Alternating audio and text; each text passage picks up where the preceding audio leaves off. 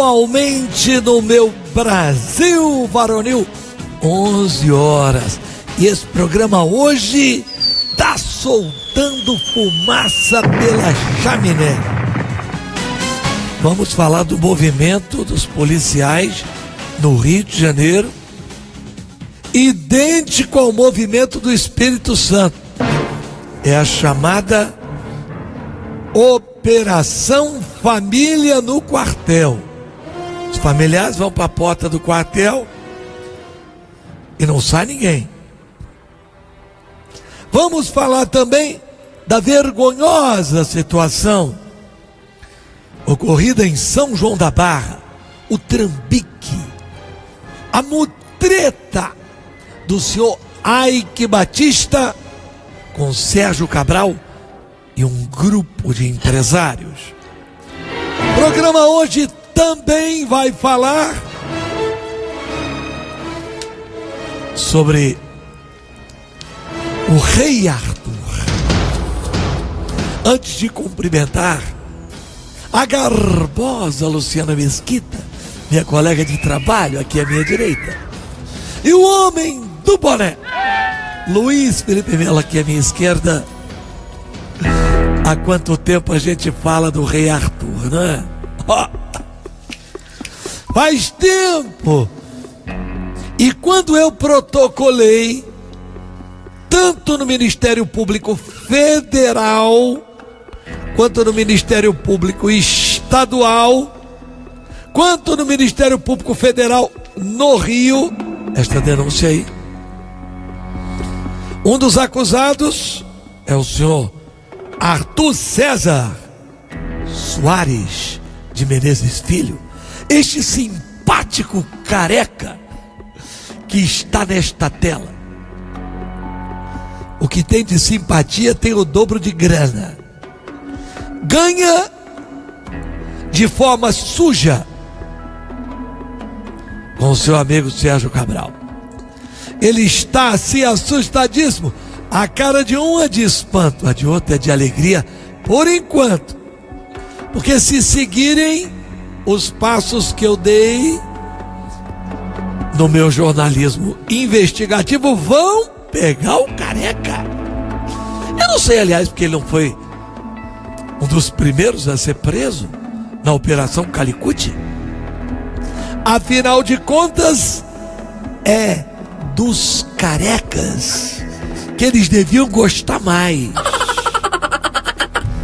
Quanto tempo levou para a TV Globo fazer essa matéria?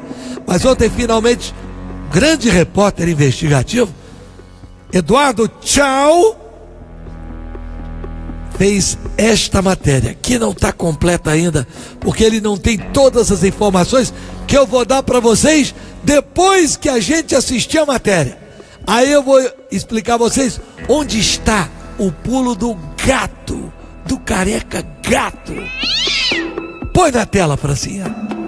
Boa noite para você. Um grupo de empresas com contratos bilionários com o governo do estado, há anos atuando na saúde, na segurança, no Detran. Mas quem é o dono desse conglomerado? Nem mesmo a assessoria do grupo soube responder? Veja a reportagem exclusiva do Eduardo Tchau e do Virgílio Gruppe. O Grupo Prol é um dos maiores fornecedores do governo do estado. Só neste contrato de suporte operacional com o Detran, os valores chegam a 1,154 bilhões de reais. Dono de contratos bilionários, o grupo atua em várias secretarias com serviços terceirizados, como limpeza, segurança, manutenção e fornecimento de alimentação. Está presente também em hospitais, presídios, delegacias. De 2015 para cá, já recebeu dos cofres do estado 211 milhões de reais. Apesar de números tão expressivos, pouco se sabe sobre a Prol. Pelo menos atualmente, 6 empresas do grupo têm contratos com o governo. A Prol também fornece para o estado por meio de 2 consórcios. O Grupo Prol foi formado após a venda da Facility em 2014. A Facility foi uma das maiores fornecedoras no governo de Sérgio Cabral. A empresa pertencia a Arthur César de Menezes Soares, que durante o governo de Sérgio Cabral ficou conhecido como Rei Arthur. Na época do negócio, uma consultoria de São Paulo divulgou que o novo dono do grupo era um fundo chamado Raízen Internacional. Mas quem são os investidores da Raízen Internacional? Documentos obtidos na Receita Federal e na Junta Comercial mostram que a companhia tem como sede a Suíça e seus sócios são 3 empresas do Panamá. E as 3 firmas têm os mesmos representantes, Edgardo Eloy Dias e Fernando Antônio Gil. Um levantamento do jornal O Globo de 2015 mostrou que os dois já foram representantes de empresas usadas para abrir contas pelo ex-presidente da Câmara dos Deputados, Eduardo Cunha. Eduardo Cunha está preso em Curitiba, acusado de receber propina de contratos da Petrobras. Edgardo Eloy Dias também é citado numa investigação da Força Tarefa da Lava Jato, em Curitiba. Os procuradores da República descobriram que ele já foi presidente de uma empresa usada para abrir uma conta em Mônaco pelo ex-diretor internacional da Petrobras, Jorge Luiz Zelada. Preso na Operação Lava Jato, Jorge Zelada foi condenado a 12 anos e 2 meses de prisão por corrupção passiva e lavagem de dinheiro.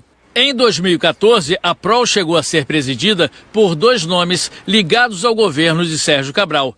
Tereza Porto, ex-secretária estadual de Educação, foi contratada como diretora-presidente e Sérgio Fonseca Marcondes, ex-superintendente de programas e projetos especiais da Secretaria de Educação, como diretor executivo.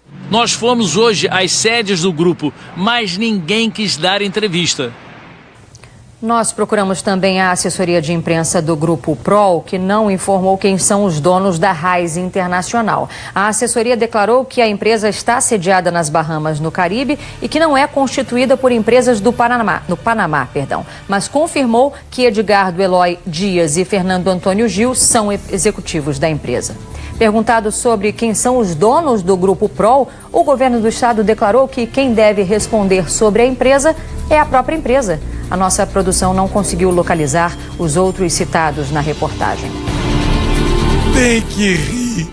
Quer dizer que você contrata uma empresa que é a maior prestadora de serviço do estado, você não sabe quem é o dono, não? Pergunta É maluquice! Olha aqui, gente, é muita cara de pau. Vocês querem saber quem é o dono?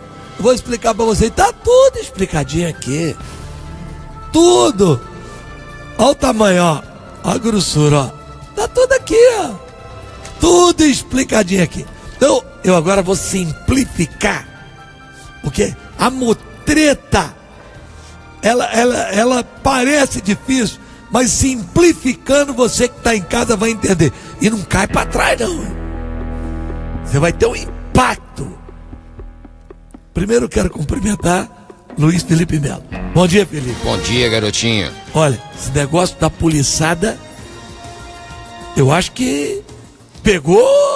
Vai ficar complicado Não, a situação. pegou na veia. Tô sentindo por aqui mensagem uma atrás da outra e o pessoal aderindo. Agora o Jornal Extra já colocou que é fato. Eu não quis tocar no assunto enquanto eu não tinha confirmação, porque eu só estava recebendo por WhatsApp, né? Desde cedo eu até sondei com algumas pessoas, mas agora o Jornal Extra colocou que é fato. E deu inclusive a data. Inclusive a Tereza já confirmou com um blog também que tem muito prestígio na área policial, que também confirma isso. Isso. Aliás, ô França, depois você coloca aquela mensagem aí depois no ar, mais tarde, quando eu for falar sobre o assunto.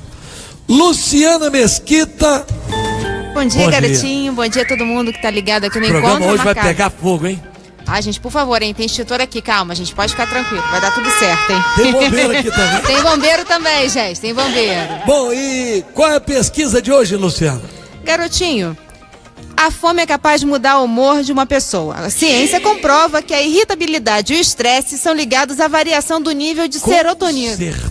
Garotinho! Ah, Francinha, faz isso não, porque você também não fica irritado quando tá com fome. Para com de graça. Aliás, todo mundo, né? Chega daquela dor de cabeçazinha chata, né? Complicado. E você?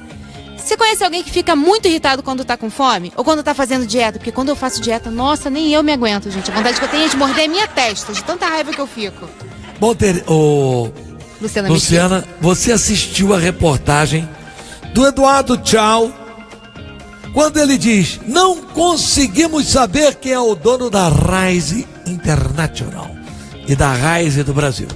Vocês vão saber agora, porque eu venho falando isso há muito tempo. Então, quem levantou esse assunto todo fui eu. Quem encaminhou isso para o Ministério Público Federal, Estadual, a Procuradoria-Geral da República fui eu. Então vamos lá.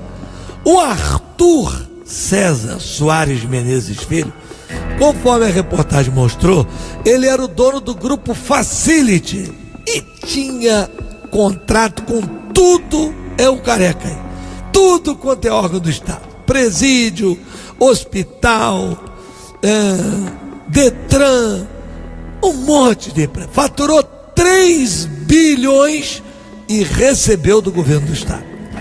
Isso durante os 8 anos do Cabral.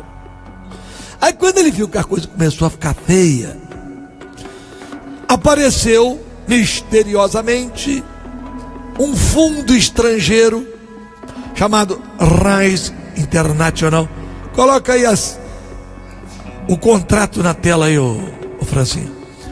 A gente já publicou. Esse é o Rise International, que se interessou em comprar todas as empresas dele: Facility Ambiental, Facility Segurança, Facility Prestação de Serviço, Facility Tecnologia, Facility Hospitalar. Comprou todas as empresas do grupo Facility, o grupo Rise International, e abriu o Rise do Brasil e colocou como diretores do Rise do Brasil. Bota o contrato assinado por eles aí na tela, Francinha. A senhorita Tereza Porto, que era secretária de Cabral de Educação, saiu para dirigir um fundo internacional. Que competência! Tereza Porto vira diretora de um fundo internacional. E o outro era um auxiliar do gabinete do Regis Fischner. Eles dois viraram presidentes do fundo e administrador do fundo da PROL. Muito bem. Mas quem são os donos da PROL Internacional? Porque a Rise International comprou a PROL através do fundo e instituiu a Rise do Brasil. Não vai cair para trás não, viu, gente? Não tomem um susto. Não tomem um susto. Aí a documentação, a nomeação do senhor Marcondes, como é que é o Sérgio Marcondes. Sérgio Fonseca Marcondes. Lotado e nomeado no gabinete de Regis Fischner, braço direito de Sérgio Cabral. Muito bem. Agora eu vou explicar a você como é que eles fizeram o jogo todo. Pelas leis do Panamá, esse país seríssimo, para o cidadão abrir lá uma conta ou uma offshore, só tem 2 exigências: ser panamenho com residência fixa no país. Então tem uma empresa, que eu já falei dela várias vezes, foi usada por Zé Disseu, foi usada pelo Eduardo Paes, é muito usada por empresários pilantras e políticos pilantras do Brasil, chamada Mossack Fonseca. Diga-se de passagem, não só do Brasil, né? Do mundo todo. O Gaddafi tinha conta lá, o Hosni Mubarak tinha conta lá, o Putin tem conta lá, o pai do David Cameron, ex-primeiro-ministro da Inglaterra, tinha conta lá. Pois bem, a Mossack Fonseca, que tem escritório em 40 países do mundo, ela busca clientes para o Panamá. Então a Mossack Fonseca tem escritório no Brasil, pegou a Rise do Brasil, criou esse fundo Rise International, que tem de capital social, olha só, gente, não é dinheiro não, capital social, 147 milhões de dólares. Lá, a lei do país permite que, sendo panamenho com residência fixa no país, você não precisa explicar a origem do dinheiro, da onde ele veio. Basta que seja colocado no nome de um panamenho.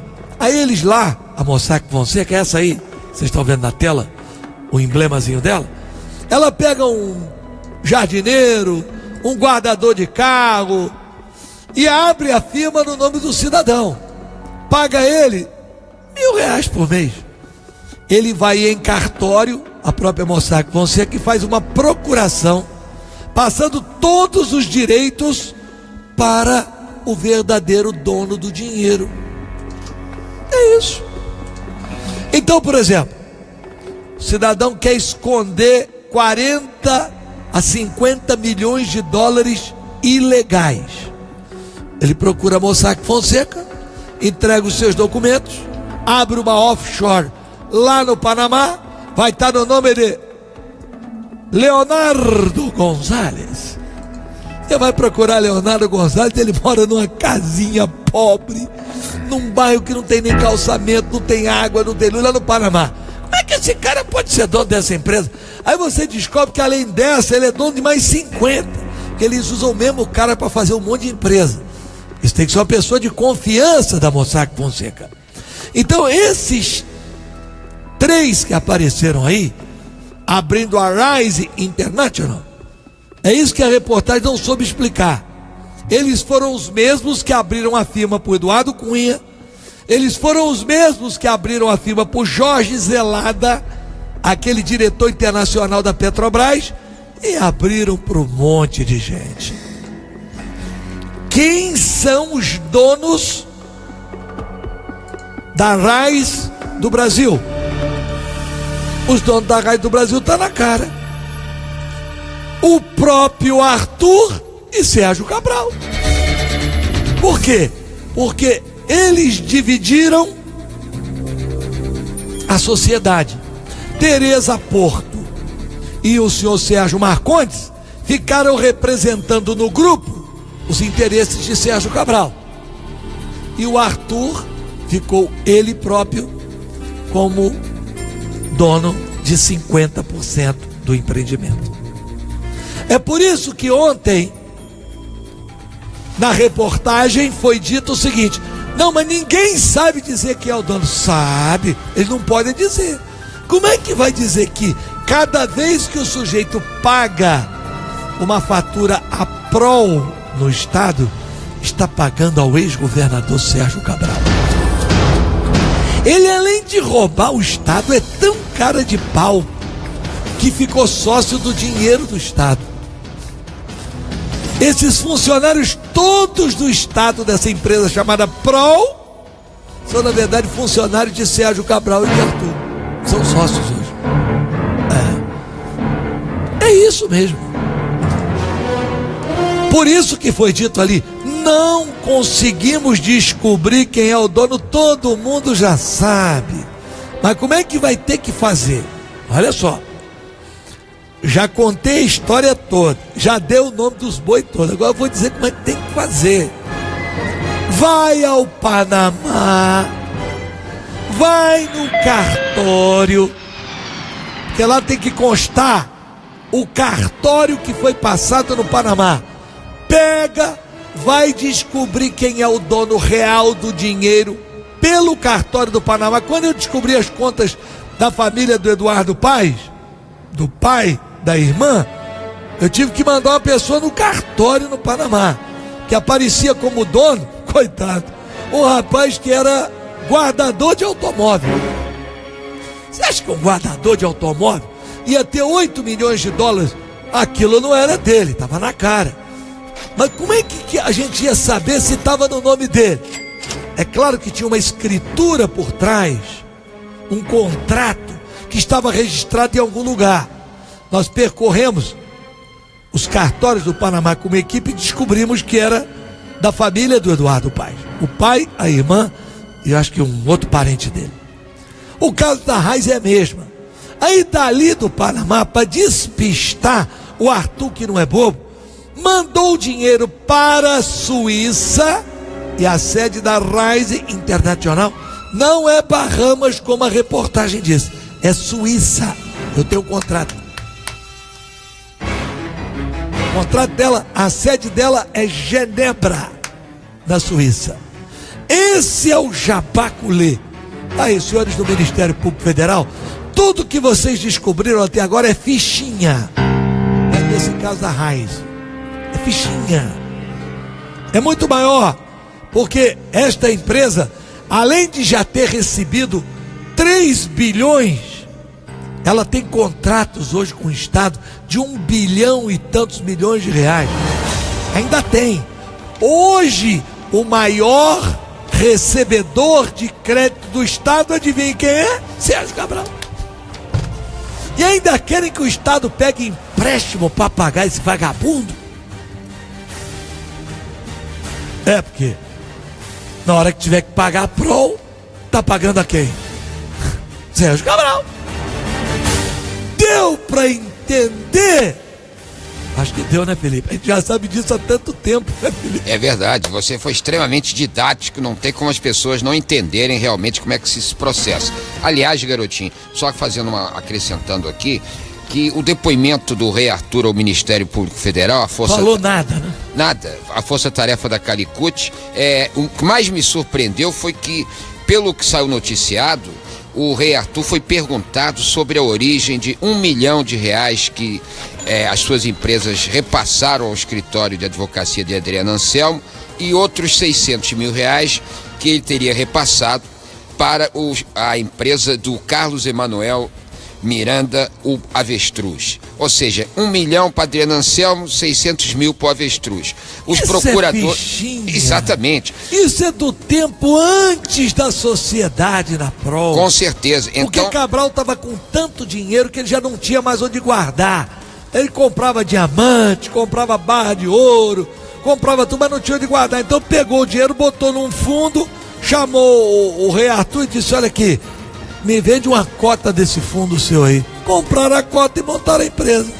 Então, quer dizer, a gente espera que o Ministério Público Federal aprofunde a investigação sobre o Rei Arthur, não se restrinja a esses repasses de 1 milhão e 600 mil para a Adriana, para a Avestruz, porque, como você está mostrando claramente, há provas de outros envolvimentos e tem muita coisa para estourar ainda sobre o Rei Arthur, garotinho. Eu espero que todos sejam punidos. Todos. Sem exceção. Porque até agora só quem está sendo punido são as famílias dos funcionários públicos do Estado do Rio de Janeiro. Sérgio Cabral está preso. Adriana está presa. Mas a gente conhece. Pena máxima no Brasil, 30 anos. Vão pegar 30 anos. A ser condenada a mais, mas não pode cumprir mais que 30 anos. Não é isso que diz a lei, filho? 30 anos. 30 anos. Aí, para cada dia trabalhado, um dia descontado. Aí vão botar ele para trabalhar numa biblioteca. Aí cai 15 anos. Depois, bom comportamento, tem redução da pena. Com 1/6 da pena cumprida, passa a ter direito a regime semiaberto. Eu quero essa grana que ele tomou de volta por cofre do Estado, para pagar o salário dos funcionários, para pagar a pensionista que me disse outro dia que estava recebendo R$120. É isso que precisa. Porque senão, daqui a 6 anos tá na rua, cheio da grana, vai se mudar, vai morar na Europa, não vai dar nada, vai desfrutar do bom e do melhor, vai voltar para aquele restaurante chique que ele frequentava em Mônaco, em Paris, desfrutando do dinheiro do povo que sofreu aqui no Rio de Janeiro. É isso que vai acontecer. Então, senhores do Ministério Público Federal, a maior pena que vocês podem dar a Cabral não é só deixar preso, não, é tomar todo esse dinheiro de volta. Essa é a pena que o corrupto tem que pagar. Pegar esses diamantes e vender, pegar essas barras de ouro e vender, pegar essa lancha, pegar essas mansões. Olha, não descobriram tudo não, hein? Tem offshore escondendo apartamento dele em Paris, em Londres, em Miami. Vai aparecer ainda. Vai aparecer. Pode esperar que vai aparecer. 11h25. Olha, os policiais estão se mobilizando. Tereza Godinho, parece que o Rio de Janeiro caminha para o mesmo desfecho do Espírito Santo.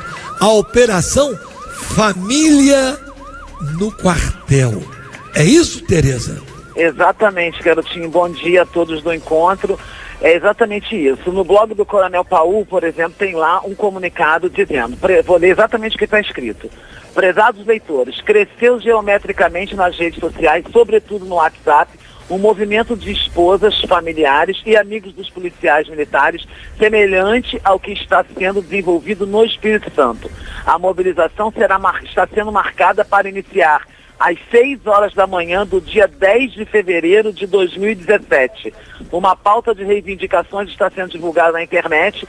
É hora do governo Pezão se antecipar e negociar com os mobilizados, as esposas, familiares e os amigos dos PMs, para evitar que o caos também se instale no Rio de Janeiro.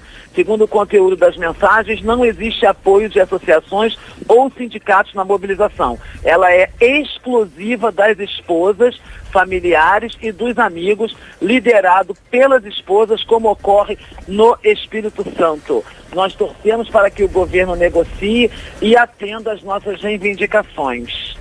É isso, está lá, é tudo direitinho. O Rio de Janeiro é um estado extremamente violento, sem a presença dos policiais militares nas ruas, o estado irá parar e a população ficará acuada dentro das residências, que é o que já está acontecendo no Espírito Santo, né, garotinho? Segue a nota, é hora do governo ter bom senso. Ô, Tereza, pois não. Olha, nós temos que ter responsabilidade. Agora, mais responsabilidade tem que ter o governo. Tem que ter o Estado, exatamente. O governo tem que ter responsabilidade. Não pode deixar chegar nesse ponto. Não pode deixar. Tem que chamar. Porque, olha, me perdoe, se tem algum capixaba assistindo aí, a situação aqui no Rio não é brincadeira, não. Aqui o Rio de Janeiro não é Espírito Santo, não. O Espírito Santo ficou violento a partir do Rio de Janeiro, quando a bandidagem daqui começou a migrar para lá. Uma coisa dessa aqui no Rio de Janeiro terá consequências gravíssimas. Gravíssimas. Um dia sem polícia no Rio de Janeiro é uma carnificina. Garotinha, é só comparar o número de armas nas mãos dos bandidos do Rio de Janeiro é desesperador. Você vê a quantidade de fuzis, de pistolas. Se esse pessoal começar a descer de comunidades para praticar saques, assaltos, como a gente está vendo na Grande Vitória, vai ser uma situação realmente caótica aqui no Rio de Janeiro. Pezão. Baixa sua bola. Você já deu sorte de não estar preso até agora porque você tem um mandato. Cabral ficou sem mandato, foi preso. Eduardo Paes ficou sem mandato, vai ser preso já já. Cuidado. Se você não zela pela sua segurança, o seu dever como governador, é seu dever zelar pela segurança da população. Agora, tem que conversar. E chegou no limite. O pessoal também não aguenta mais. Promessa. Vai colocar em dia hoje, vai colocar amanhã, vai colocar depois da manhã. Não resolve nada. Chega nesse ponto, né, Luciana? É verdade, garotinho. E sobre a situação lá do Espírito Santo, segundo o Sindicato de Policiais Civis, já foram confirmadas 3 mortes violentas só nessa última noite, totalizando 68 homicídios nos últimos 4 dias. Esse número pode subir nas próximas horas, garotinho. Os ônibus voltaram a circular gradativamente na Grande Vitória, hoje pela manhã, mas eles devem ser recolhidos às 7 da noite por conta da insegurança que desde o sábado o estado do Espírito Santo vive essa onda de violência com mortes, saques e assaltos. E o Exército está nas ruas. O Exército está na rua. Mesmo assim, foram registradas, por enquanto, 3 mortes violentas, garotinho. E não tem jeito não, não tem Exército que dê jeito não. Com todo respeito ao Exército brasileiro, o Exército brasileiro está preparado para enfrentar bandido, não. Ele está preparado para isso, não. Quem tem preparo para isso é a Polícia Militar. Não é nem a Polícia Civil. A Polícia Civil também faz. O papel da Polícia Civil é investigar, registrar a ocorrência. A situação de confronto, de policiamento ostensivo, é Polícia Militar. Ou não é? Não é o que diz a Constituição do país? Não dá, hein? Vocês estão brincando com coisa séria. Tá previsto para sexta-feira, né? É, dia 10, exatamente, sexta-feira. Sexta-feira, a partir de 6 horas da manhã. Cadê aquele comunicado que mandaram pra gente aqui? Mandaram um comunicado, botaram na tela aí, ó. Vou ler até aqui, ó. Polícia Militar do Estado do Rio de Janeiro. Amigos dos policiais, acabou a brincadeira. Início às 6 horas da manhã do dia 10 de fevereiro, em frente aos batalhões. Término indeterminado. Queremos quitação integral do salário de janeiro, do 13º, uma vergonha. Nós estamos em fevereiro, os caras não receberam 13º. Raiz olímpico. Já acabou a Olimpíada, já estão marcando outra Olimpíada. Raiz olímpico, metas.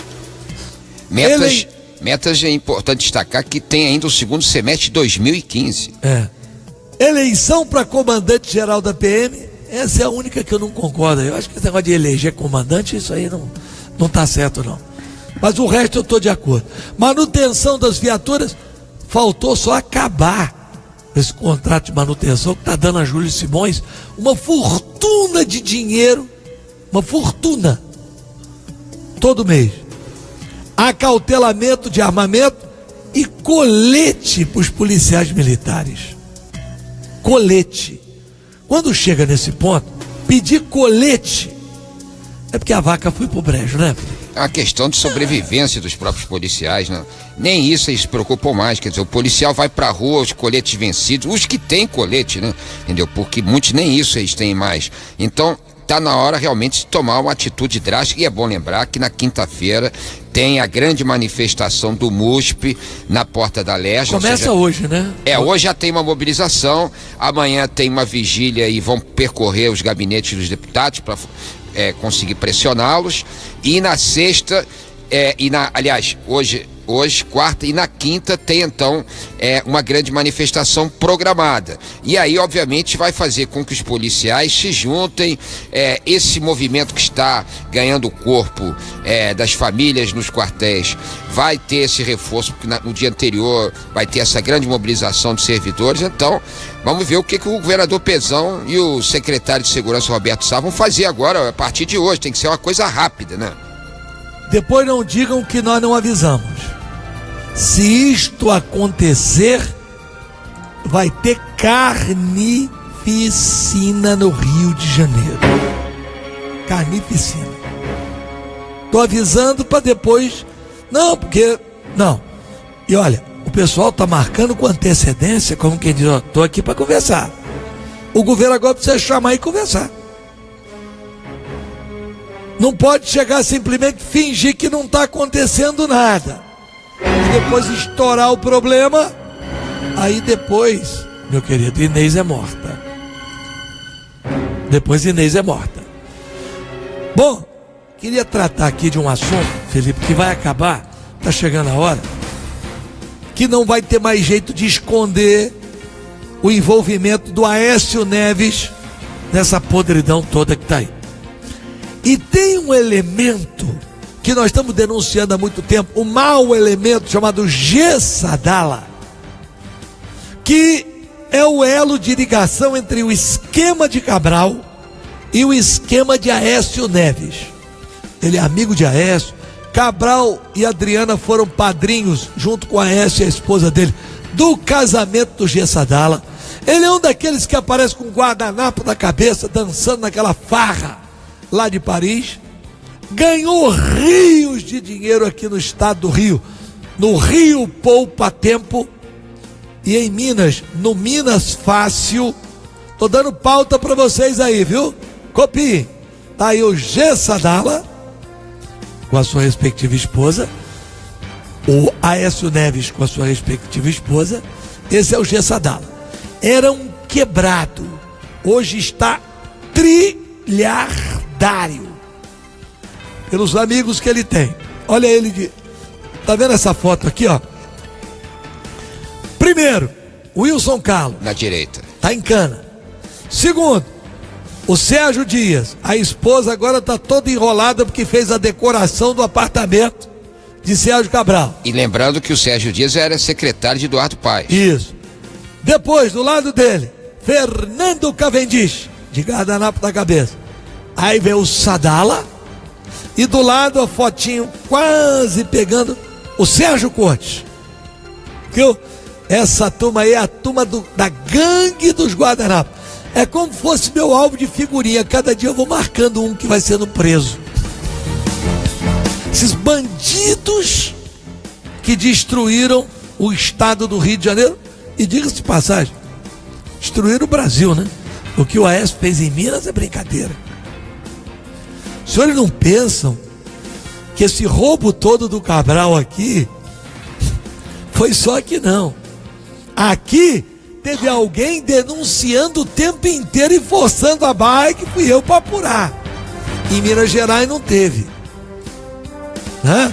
Se tivessem feito jornalismo investigativo, como eu fiz, já se teria descoberto o caso do Aécio há muito tempo.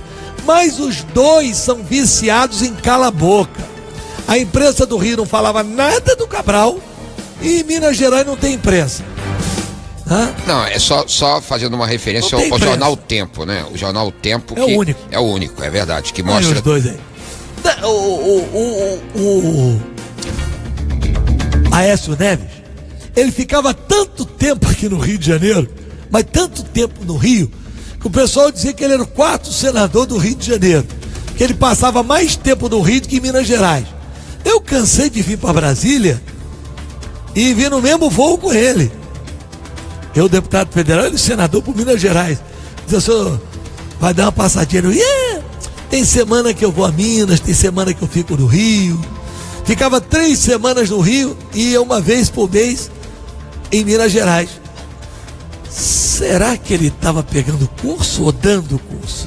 É, aí ninguém sabe, né? Mas que se encontrava muito com o Sérgio Cabral, isso a gente sabe, né? Não, mas quero saber quem estava ensinando o que a quem. É difícil de saber, né? Eu acho que o Cabral estava aprendendo com ele. O Cabral estava aprendendo? Estava aprendendo, porque ele veio com a onda aqui, o Cabral, porque o Aécio foi antes dele, né? Foi 4 anos antes. Que ele ia dar aqui no Rio o choque de gestão que o Aécio deu em Minas. Olha, você realmente citou um caso que a gente não pode esquecer. Inclusive, o Cabral, na época, contratou o Instituto Falcone, recomendado pelo Aécio Neves, para fazer esse tal choque de gestão aqui no Rio. O homem do choque de gestão. Esse povo. Vicente Falcone. Ninguém tem memória, não, gente. Ninguém tem memória, não. Eu tenho.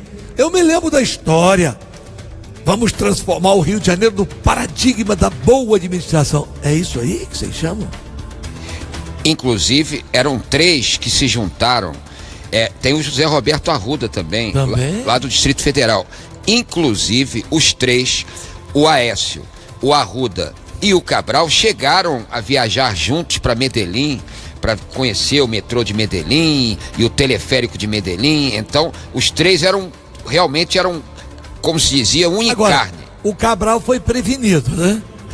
Ele construiu o Bangu 8 porque sabia que ele ia para lá. Será que o Aécio construiu alguma prisão especial lá em Minas? Não sei, não tenho conhecimento, entendeu? Aí os dois aí, rindo, felizes, sob os braços abertos do Cristo Redentor. O mineirinho carioquinha, caras de pau, milionários.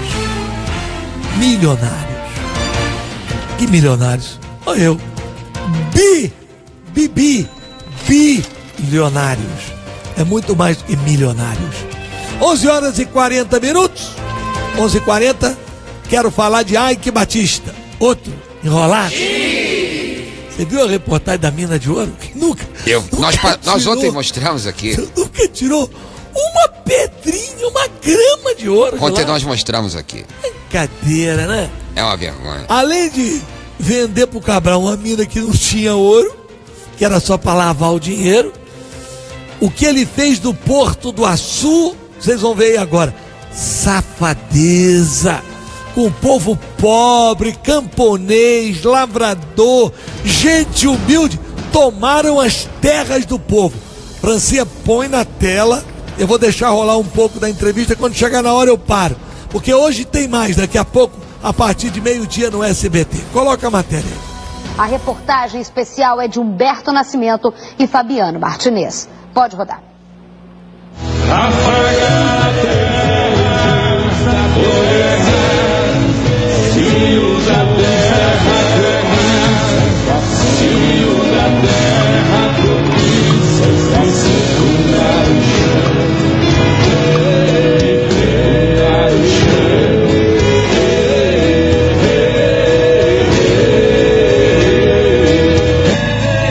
Quando se trata Porto do Açu, se trata abuso de poder. Respeita os idosos doentes! Respeita os idosos doentes! Nós, para eles, nós não somos nada. Porto do Açu, município de São João da Barra, região norte do estado do Rio. Um gigantesco e polêmico empreendimento. A localização estratégica, perto dos campos de petróleo mais produtivos do Brasil, explica o interesse de grandes grupos privados, numa área onde pequenos agricultores foram expulsos de suas terras, em nome do progresso, muitos de forma violenta.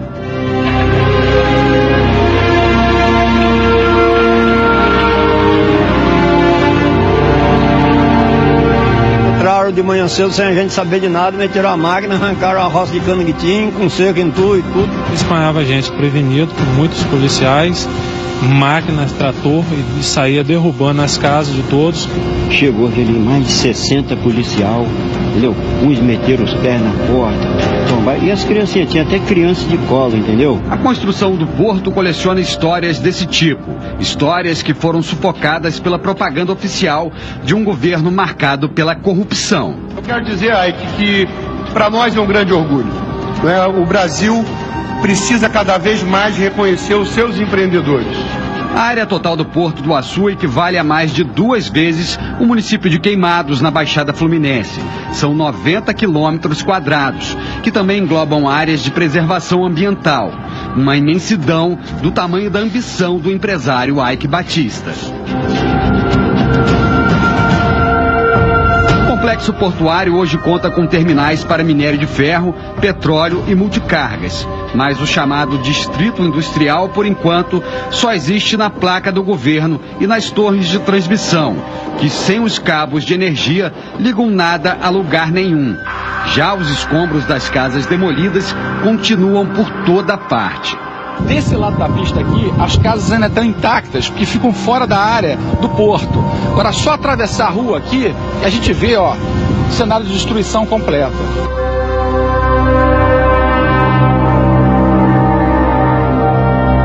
É a maior fraude com grilagem da história do país praticada por alguém, onde o Estado está sendo lesado em mais de 2 bilhões de reais nas desapropriações.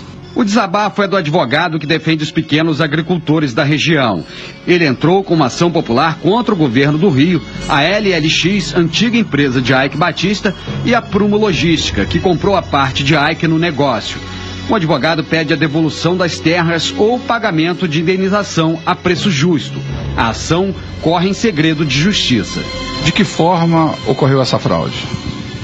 Essa fraude ocorreu porque eles utilizaram do benefício de uma súmula do Supremo Tribunal Federal que dá ao expropriante a possibilidade de depositar o que ele acha que deve através de um laudo fabricado por ele mesmo, e no caso fabricado por 25 centavos o metro quadrado, quando hoje as perícias trazem em torno de 25 a 30 reais o metro quadrado, o que representa esse prejuízo para o Estado. Um grande negócio para eles.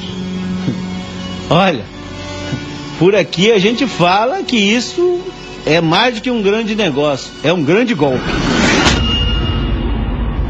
O governo cedeu as terras ao empresário Eike Batista através da Codim, uma empresa de economia mista vinculada à Secretaria de Desenvolvimento Econômico. Se o cálculo das terras tivesse sido feito com base nas avaliações feitas por peritos independentes, Eike Batista teria que desembolsar muito mais do que os 37 milhões acertados no contrato. O advogado afirma que nem esse valor foi pago integralmente. O golpe perfeito porque a LLX e a Prumo, elas incorporaram aos seus ativos essa área de terra como se delas fossem, né? E o que aconteceu? Só que essas terras nunca foram pagas e se forem pagas há algum tempo, seria pelo Estado do Rio de Janeiro, não fosse uma ação que corre no Rio de Janeiro para anular o negócio. Curiosamente, os interesses da empresa de Eike Batista nas desapropriações foram defendidos pelo escritório de advocacia Andrade Fischner.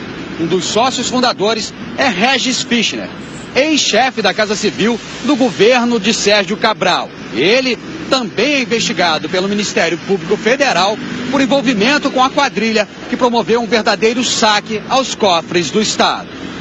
O escritório foi contratado em 2009, mesmo ano em que Regis Fischner foi flagrado ao lado de Cabral e outros políticos e empresários na famosa farra dos guardanapos em Paris.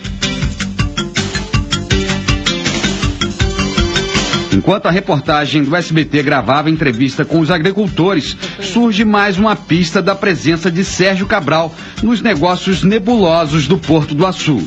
Ó, nesse exato momento que a gente está tentando gravar com os moradores, chega aqui uma caminhonete da empresa de segurança privada, a Sunset. A Sunset Vigilância foi fundada em 2006 pelo coronel PM Anderson Felipe Gonçalves. Ele atuou na equipe de segurança do então governador Sérgio Cabral. Até 2013, era lotado no gabinete militar do Palácio Guanabara. A proximidade com o chefe abriu portas e contratos. Além do Porto do Açu, a Sunset atuou na segurança do Maracanã durante a Copa do Mundo e na Jornada Mundial da Juventude, que trouxe o Papa Francisco ao Rio. Entre os clientes da empresa também figura a empreiteira Odebrecht. Para o desembargador Ciro Darlan, essas ligações mostram uma relação promíscua entre o governo e a iniciativa privada. Hoje as coisas começam a clarear e as pessoas parecem surpresas, mas eu nunca me surpreendi porque nós já vimos a privatização da coisa pública quando o governador e sua esposa usavam publicamente o helicóptero público para transportar a empregada, transportar o seu cachorrinho para lá e para cá. Lá também acontecia isso. A primeira-dama era a advogada de todas as concessionárias. Isso era um escândalo que só não via quem não queria enxergar. Aqui mesmo no tribunal, nós tivemos a interferência do poder público na indicação de pelo menos 10 desembargadores que hoje estão aí em pleno exercício. Eu só diria que o Poder Executivo capturou os outros poderes e também os órgãos de fiscalização? Eu acho que sim, eu acho que, lamentavelmente, as pessoas fizeram ouvidos bocos e a justiça, mais do que nunca, foi cega. Durante todo o período que estivemos na área do entorno do Porto do Açu, fomos seguidos por veículos da empresa. Um constrangimento desnecessário. O juiz João Batista Damasceno, que esteve na região em 2013 para tentar mediar o conflito agrário, também chegou a ser seguido por seguranças da Sunset. Eu pude ver a expulsão compulsória, né, de moradores tradicionais da região, uma opressão na segurança privada que nos acompanhou durante todo o dia que estivemos lá, graves danos ambientais, com salinização de toda a terra, né, decorrente da retirada da areia do mar para a construção de um porto profundo, né, e a entrega das áreas desapropriadas à empresa privada, a empresa do Grupo X, que colocavam as placas com uma mãozinha, assim, não entre, né, propriedade particular. Foi algo que não passa pela separação dos poderes. Nós podemos dizer que nós vivenciamos naquele período uma confluência, né, de atuações que a gente poderia conceituar como uma feijoada institucional. O senhor acha que a justiça, no caso de vocês aqui, foi a favor dos poderosos e dos ricos? Do poderoso, do dinheiro. A justiça do nosso país se chama dinheiro. Por aqui ninguém pode ouvir falar em Sérgio Cabral e Ike Batista. Para essa gente simples, riqueza é ter dignidade. Homem para ser rico, ele tem que trabalhar com o seu suor, não roubar o que é dos outros. Hoje não tem nenhuma escola técnica no lugar, não tem ensino nenhum no lugar, sim destruição. Na vasta área desapropriada no Porto do Açu, também encontramos vários policiais pagos pela Codim fazendo a segurança de um empreendimento 100% privado. Eles usam farda e ostentam o emblema do PROEIS, o Programa Estadual de Integração na Segurança, uma espécie de bico oficial onde os policiais podem trabalhar no horário de folga. As caminhonetes particulares estão em nome de uma empresa de Campos, mas foram emplacadas em Vila Velha, no Espírito Santo. Ou seja, nem o dinheiro do emplacamento entrou para os cofres do estado do Rio. Chega, né, Francinha? Já deu para ver. Hoje, mais tarde, tem mais no SBT. São 5 dias mostrando as mutretas, a corrupção e a safadeza praticada pelo senhor Sérgio Cabral, com Ike Batista e com outras pessoas, grandes empresários envolvidos nessa maracutaia também. Bom, o que o povo está falando da pesquisa do dia aí, Luciana Mesquita? Lembrando que hoje é aniversário do Lorenz, queria mandar um abraço para ele, desejar saúde, muita paz, que Deus te dê muita força aí, tá bom, meu amigão Lorenz? Isso, a pesquisa de hoje é o seguinte: você fica irritado ou nervoso quando fica sem comer muito tempo? A Marlene Tavares diz assim: eu fico muito irritada quando eu tô com fome. O Eduardo Marins: quando eu estou com fome eu fico muito nervoso, não consigo nem pensar direito. Calma, cocada. O Bassi Saúde tá perguntando: garotinho, você faz regime? Tô fazendo a dieta. Pois Tô é. fininho, não parece não? Ele tá perguntando, garotinho. A André? Você não acha, não? Acho, claro. Não, dá pra ver a diferença. Gritante. Eu estou contigo e não abro. A gente tem uma vergonha na cara, né, Francinha? Vai começar a dieta também. A Andréia Brito falou: eu fico muito irritada quando eu tô com fome. A Cândida Costa disse: eu não tenho hábito de comer pela manhã, porque é um corre-corre danado. Eu tenho um filho especial de 27 anos, cuido dele sozinho e meu organismo já se acostumou. E o meu humor não muda, não. Pelo contrário. Ok. Luiz Felipe Melo. Vamos para os últimos assuntos do programa de hoje, que eu ainda tenho uma quentíssima. Gente, a última do programa hoje é de fritar ovo ao ar livre. Calma, cocada. É quente mesmo.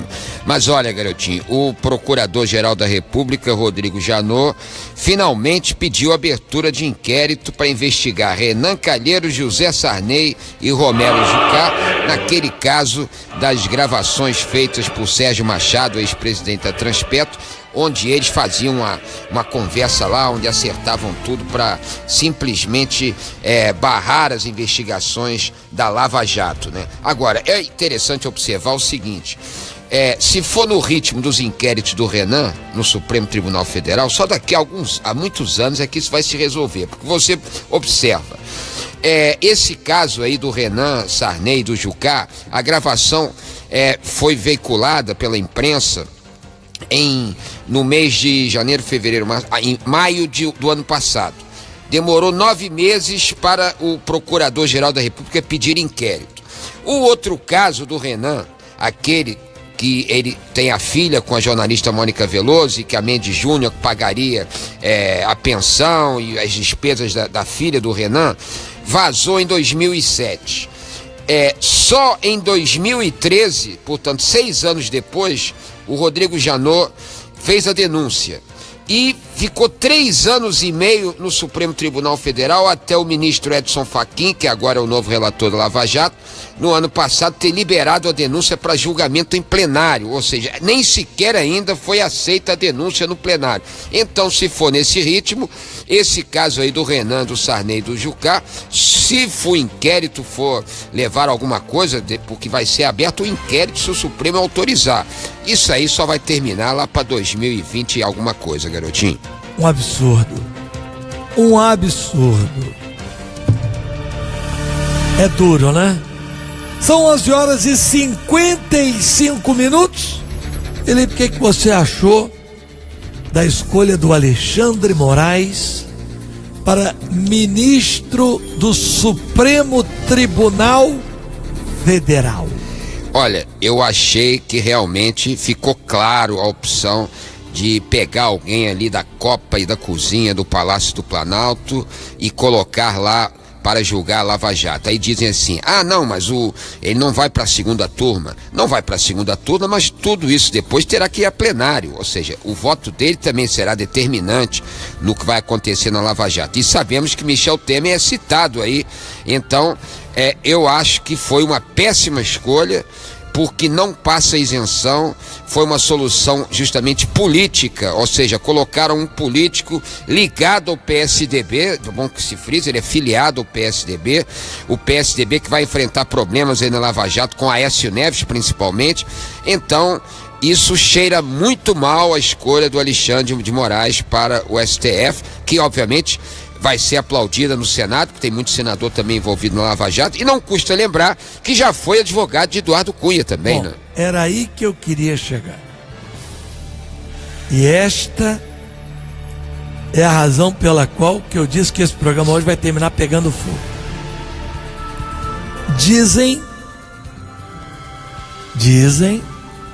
ninguém pode provar isso, até porque o doutor Alexandre Moraes é realmente um conhecedor de Constituição como ninguém, é professor constitucionalista, mas foi advogado do Eduardo Cunha num dos momentos mais difíceis do Eduardo Cunha, quando um promotor de justiça aqui do Rio de Janeiro, que foi punido, falsificou uma assinatura para mudar um parecer que incriminava Eduardo Cunha.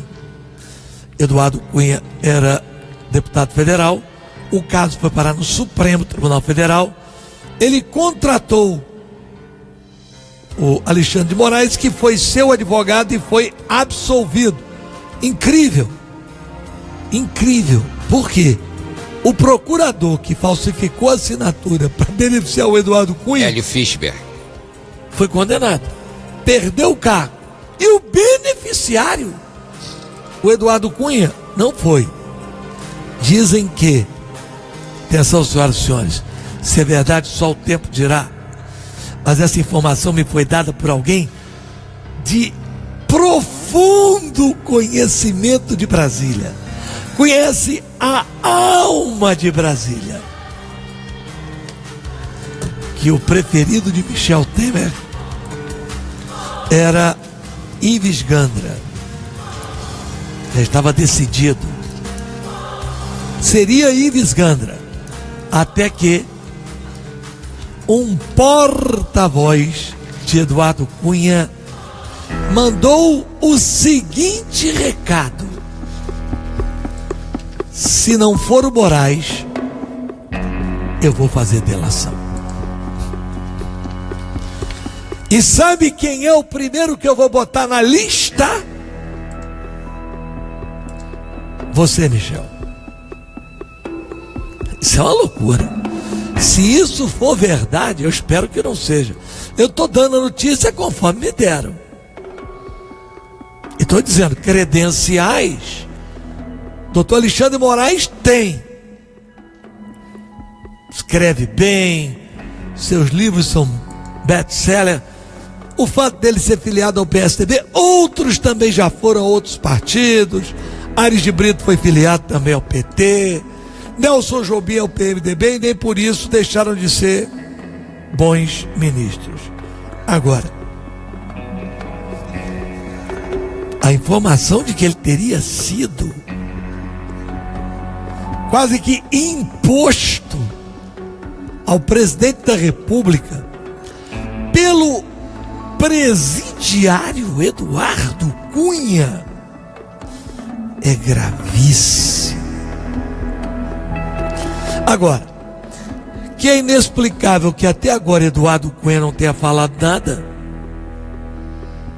Aí tem coisa. Eduardo Cunha até agora, ele é o cara que uma delação dele explode Aliás, por falar nisso, hoje à tarde, pela primeira vez, o Eduardo Cunha estará frente a frente com o juiz Sérgio Moro para ser ouvido. Mais uma declaração do Eduardo Cunha explosiva.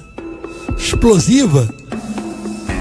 E todo mundo sabe, e isso aí eu posso dizer, eu sei. A ligação que o Eduardo Cunha tinha com o Michel Temer era umbilical. Certa vez eu ouvi do próprio Michel Temer, antes dele ser presidente. Eduardo, ele estava se referindo a Eduardo Cunha e a Henrique Eduardo Alves. Eduardo e Eduardo somos, senhor Garotinho, uma coisa só. Será que tem? Só o tempo dirá. Boa tarde. Garotinho. Compromisso com a verdade.